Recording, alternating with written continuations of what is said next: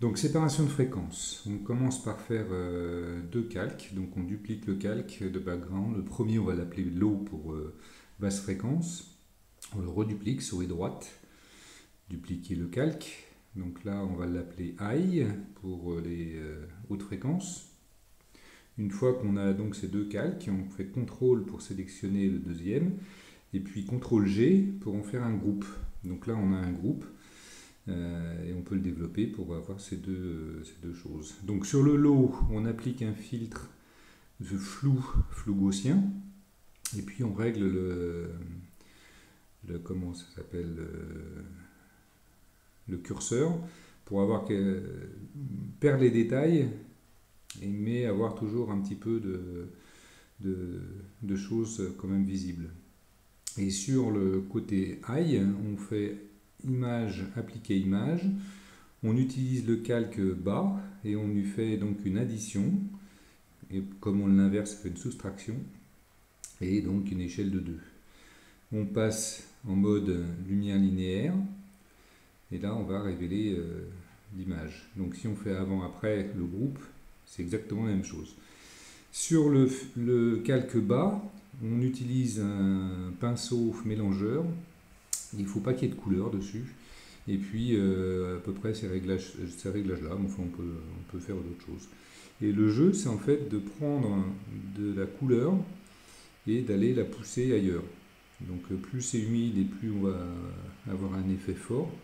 De même, plus le flux est important et plus le mélange est important et plus on va lisser donc, de toutes ces couleurs. Donc on fait toutes les parties où soit il y a trop d'ondes, soit il y a une partie un peu avec du rouge ou ce genre de défaut.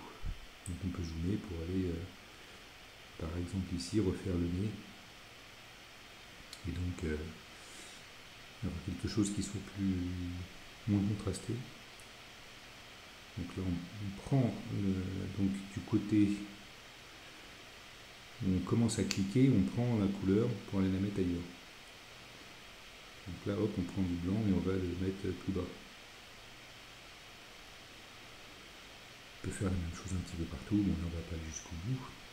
Une fois qu'on a fait ça, on va donc sur le filtre, sur le calque high, et puis on prend le correcteur localisé, et puis là on va retirer les petites pétouilles, les petites choses qui restent, parce qu'il nous reste toujours un petit peu.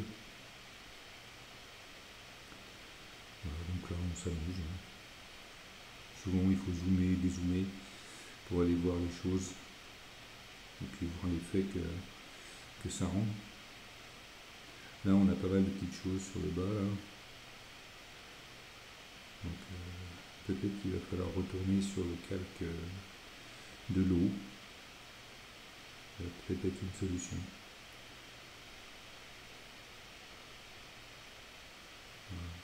En dézoomant, on voit plus ces petits traits là.